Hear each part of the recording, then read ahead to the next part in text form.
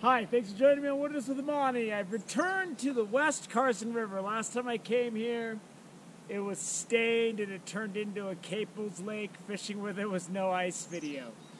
So I'm hoping it's clear. I haven't seen it yet, and I have a lot of content on my river fishing playlist for the East Carson River.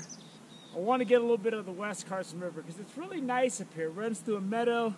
Looks a lot like the Owens. It doesn't fish the same, but it kind of looks like it, the way it's got that featureless, grassy banks. So I'm going to start at the Hope Valley Wildlife Area Fishing Access. It's right off the road past the turnoff to Tahoe. And I'm going to be fishing barbless jigs and barbless spinners. I always fish barbless catch and release in rivers. I always want to keep as many big fish in the river as possible. But first, let's get down there and see what the water looks like, and then we'll go from there. There's a small parking lot here, and it's a fee area. You gotta pay a fee. And I parked out on the road, and this is, I think you need to have some kind of a pass to park here. I don't even think you can pay per car. But I don't know, so I'm just gonna stop talking about the fees I don't know about.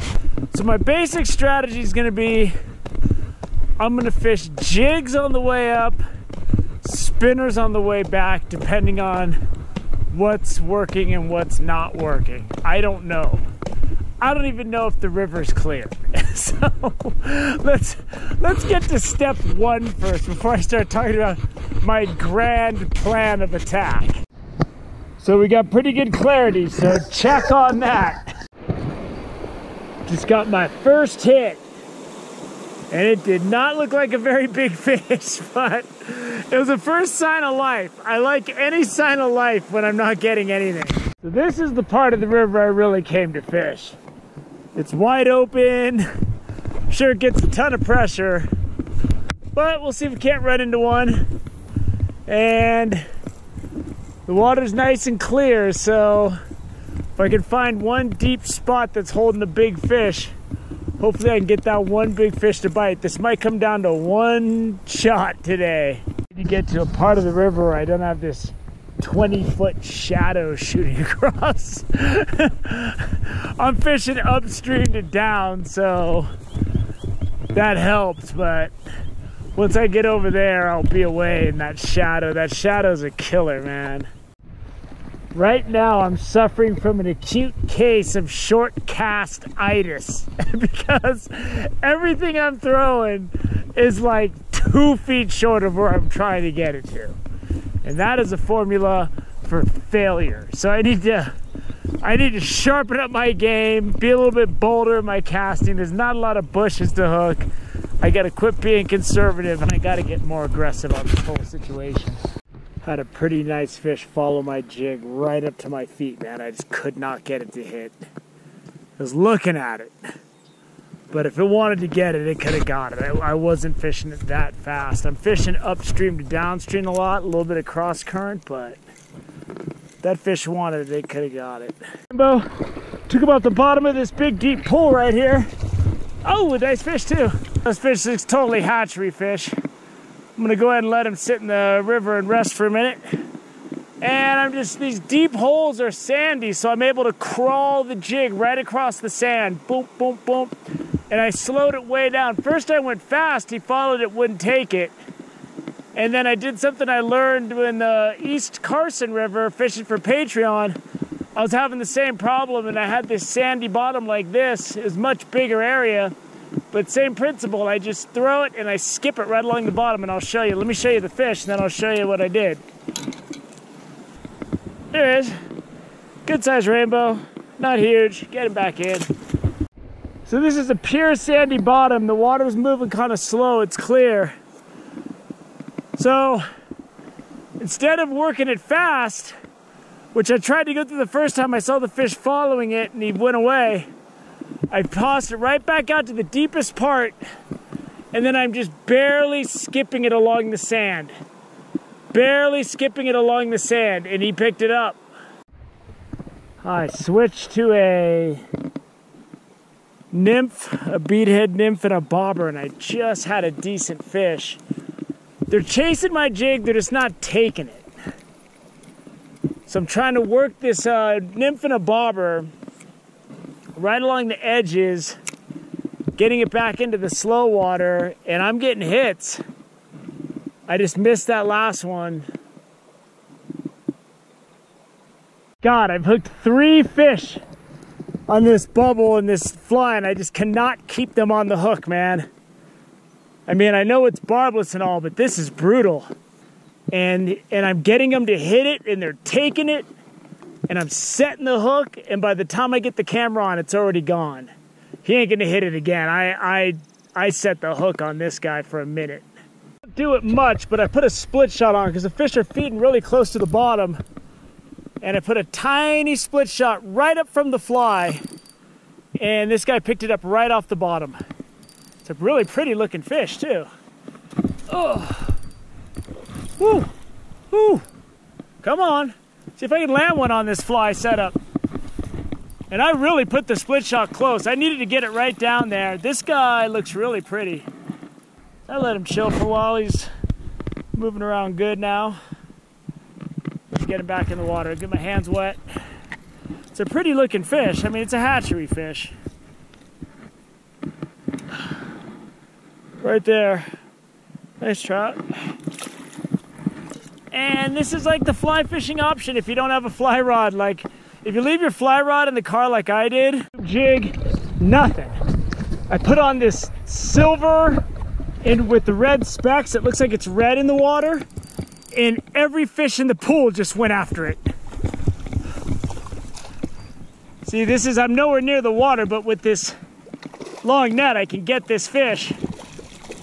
There we go. That's a fat one, man. That is a nice looking rainbow right there. He's got all his fins too. I'm gonna let this guy sit in the water. As you can see, the water's way down there. So unless you're standing in the water, you're not gonna be able to do anything with this fish. But man, it was weird. I threw a green tube jig on, bounced it along the bottom. I got a little tap. I threw this silver and red one, and I'll show you what it looks like. They look kind of red in the water when the sun's shining on it. I want to make sure. Look at him. He's thrashing around now. He's ready to go. You know what that is right there? That's a fish that's ready. There you go. It's a good sized rainbow. And he's going right back up into the lineup. I'll show you what I got going. So you can faintly see that the fish are just hugging the bottom. And I put on this 1/16 ounce tube jig, and I put on the green one first and nothing. This is gray with these little red specks. I first tried them at Hyatt Lakes number 3 for Goldens, and they worked really good. So casting upstream, I'm letting it hit the sandy bottom, and then I'm just drifting it. Drifting it. And, oh! Got to bring it right across his face.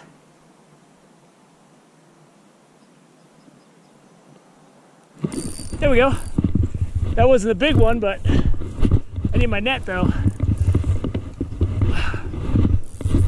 Man, I found the ticket though. These jigs are working.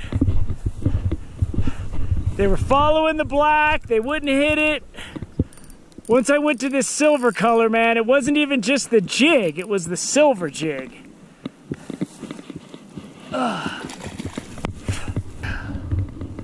Whew, there he goes. There he goes. But now that I'm getting some action, I feel good about myself. I wasn't feeling too good. I was just missing those fish. Now that I seem to find what the fish are willing to bite, and I'm barely moving it, I'm letting it just go along the bottom. It is really, it's almost impossible to detect strikes when you're fishing the way I'm fishing right now. Because I'm not really jigging it. I'm just watching my line and trying to detect strikes by seeing if my line moves. And with the current, it's really tough, but I'm catching fish, man. Ever since I switched to this new color.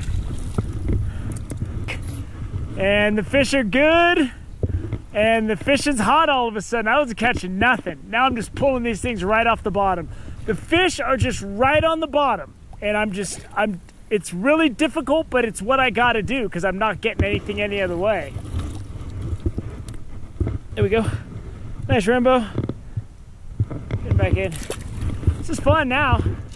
Ultralight rod, some good rainbows. My only guess is they think this is a little crayfish because I went through here. Oh, there he goes. He got off good.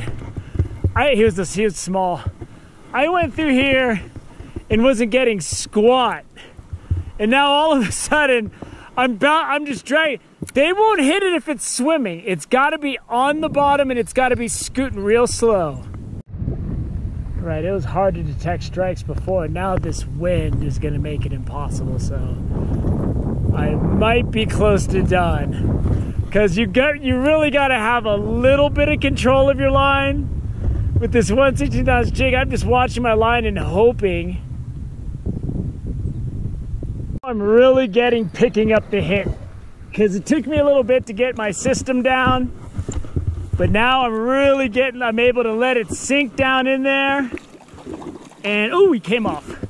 That was good, he wasn't that big. Without this sandy bottom, these things would not be working. I can almost guarantee. So I just watch my loop of my line, and if it stops, I hit. If it stops, I set. God, look at how incredible the scenery is out here. Like, where's the cowboy on horseback? Riding along like Rooster Cogburn with his lever action rifle firing. That's what we need. True grit. Look at that. It's awesome. And the vertical jig. There's these roots right here. It just seemed like a spot where a fish would be. And this is a brook trout. I didn't even know there were brookies in here. Check them out. Nice sized brookie too for a creek. It's a good brook trout. Probably delicious eating. And I walked up. There's not much you can do with a spot like this because there's roots. So I just put my jig in and swam it right along the roots, and he came right out of those roots and grabbed it. Looks like a lot of baby trout in there. I'm thinking those are trout. And these last 2 winters of good snow, it's gonna mean a lot of good spawning in the alpine lakes. And rivers like these that get a lot of stocked fish, get some good wild fish going. Or at least fish that were born in this river. That's gonna wrap it up, man. I didn't like my chances. I almost quit a couple times before I even caught anything. You got that one fish, I'm like, all right, got my West Carson, but the fish were just, you could see silhouettes on the bottom of the deep pools. And I drift my bobber and my nymph by.